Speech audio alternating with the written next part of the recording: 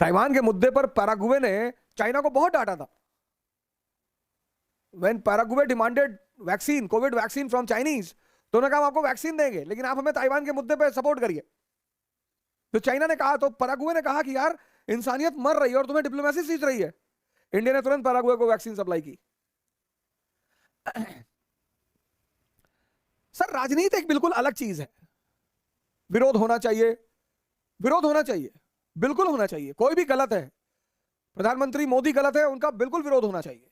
जो भी गलत है, मैं किसी का विरोध, मैं आपसे ये नहीं कहता हूं कि विरोध मत करिए, विरोध करिए, लेकिन पहली प्रायोरिटी आप किसको देंगे? पहली प्रायोरिटी आप देंगे लोगों को बचाने की। मैं क्यों आपसे जुड़ता हूं, the youth of this country? Why? क्योंकि मुझे पता है कि you people, specially those who are preparing for civil service, जो पढ़ने वाले लोग हैं, सिविल सेवा की तैयारी करने वाले लोग हैं, उनका एक बहुत बड़ा दायरा है। They have a larger vision. उनका एक बहुत बड़ा दायरा है, उनका एक लार्जर विजन है। तो आप जब किसी बात को जनता तक पहुंचाएंगे तो फर्क पड़ेगा। सर आप किसी से मिलने गए कोविड पेशेंट को, उसने कहा मेरा 30% लंग इन्फेक्टेड है, बोले 30, 40 तो मेरा हमेशा रहता है। सर आप उसका चेहरा देखिएगा, उसके चेहरे पे हल्की सी रिलीफ आएगी। सर मोटिवेशन एक इतनी बड़ी चीज है ना, इतनी बड़ी। और मैं आपसे यही अपील कर रहा हूं कि इस संकट के समय में, इस परेशानी के समय में हम सबको मिलकर, सबको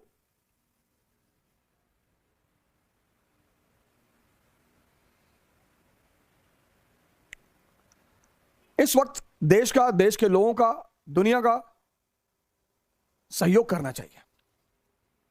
लोग इंप्रूव हो रहे हैं, लोग ओवरकम कर रहे हैं।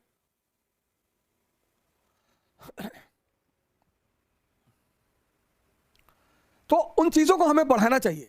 जिससे भी हम मिले उन्हें यह बताना चाहिए कि नहीं भैया ऐसा नहीं है। डेंगू आया, कितने लोगों की डेथ हुई?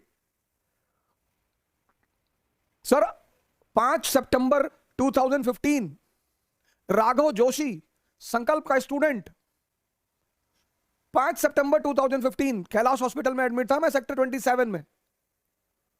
5000 प्लेटलेट आ चुकी थी।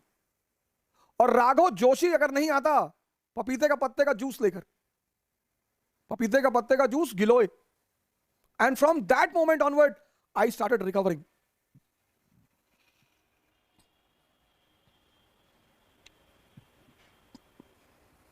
डेंगू ओवरकम हुआ, स्वाइन फ्लू ओवरकम हुआ, कोविड भी होगा।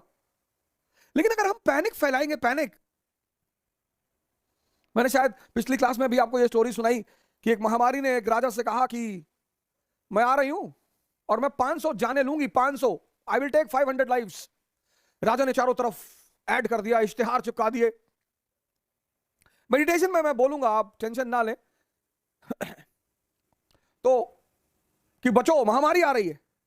जब महामारी जाने लगी तो राजा ने महामारी से कहा कि तूने तो मुझसे कहा था कि तू 500 लोगों को मारेगी, 5500 लोग मरे हैं। उसने कहा मैंने तो 500 ही को मारा, 5000 डर के मर गए। उस बीमारी ने कहा मैंने तो सिर्फ 500 लोगों को ही मारा, 5000 डर के मर गए, डर के। तो हमें अवेयरनेस फैलानी है, लेकिन डर का माहौल बिल्कुल नहीं क्रिएट करना है।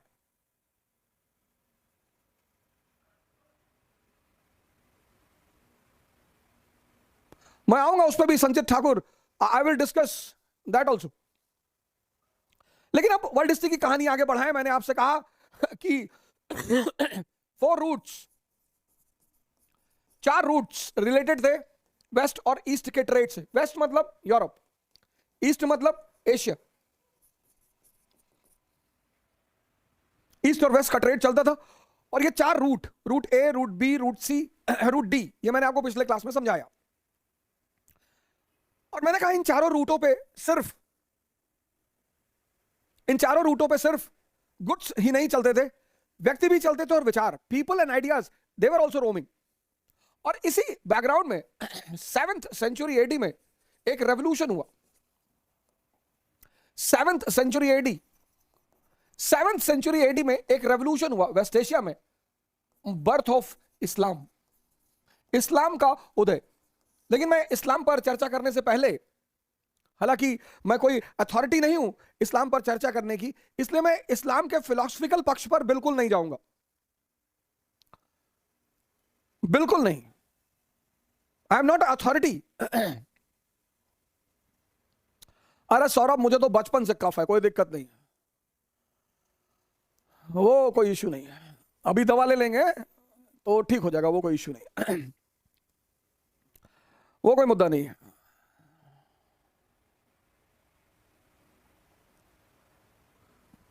लेकिन इस्लाम पर आने से पहले मैं आपको रिलीजन बता दूं, धर्म क्या है। धर्म, बड़ा कंफ्यूजन है धर्म को लेकर, बहुत ज्यादा कंफ्यूजन। धर्म को लेकर मारामारी है, धर्म को लेकर कंफ्यूजन है।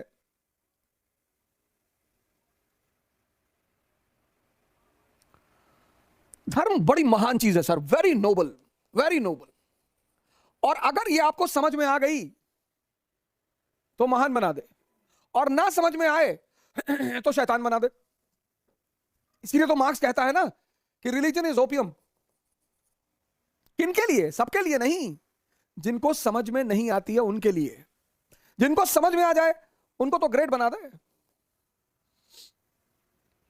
बुद्ध अगर बीए एमए किए होते तो कहीं बैंक में बाबू होते। रिलीजन समझ में आ गया, इमॉर्टल हो गए, खुदा हो गए। महावीर, दादू, नानक, रैदास। धर्म है क्या बेसिकली? रिलीजन। अब रिलीजन के दो पार्ट हैं, एक प्री मॉडर्न वर्ल्ड, आधुनिक युग से पूर्व, और एक मॉडर्न वर्ल्ड। अब ये बड़ी बड़ी इंपॉर्टेंट बात है, बड़ी समझने वाली बात है कि धर्म आधुनिक युग से पहले क्या था। आधुनिक युग से पहले धर्म संविधान था। Religion was a constitution. हाँ, बाइबल, वेदास, कुरान, इनको क्या बोलते थे? अपौरुषेय, not written by human being, written by God. और किंग कौन था? गॉड का रिप्रेजेंटेटिव। अशोक अपने आप को क्या कहता है? देवानाम पियदसी। गुप्ताज अपने आप को क्या कहते हैं? परम भागवत। अकबर अपने आप को क्या कहता है? जिल्ले इलाही। तो प्री मॉडर्न युग के आधुनिक काल से पहले धर्म संविधान था। कौन इंप्लीमेंट करता था संविधान को? राजा। लेकिन आज मैन मेड संविधान है, आदमी द्वारा रचित संविधान। और इस आदमी द्वारा रचित संविधान की, लिखित संविधान की कहानी कहां, लिखित संविधान की कहानी कहां से शुरू हुई? यूनाइटेड स्टेट्स ऑफ अमेरिका से, 1787। तो आज धर्म जो है आज धर्म जो है वो संविधान का दर्जा खो चुका है। आज धर्म संविधान नहीं है। Today religion is not constitution. हाँ, कुछ कंट्रीज हैं जिन्होंने रिलीजन को अभी भी कॉन्स्टिट्यूशन बना रखा है, पर वो उन्हें नुकसान कर रहा है, इट्स हार्मिंग देम। धर्म का जो दूसरा फंक्शन था, पहला संविधान, दूसरा था ह्यूमन मैनेजमेंट, आदमी का संचालन।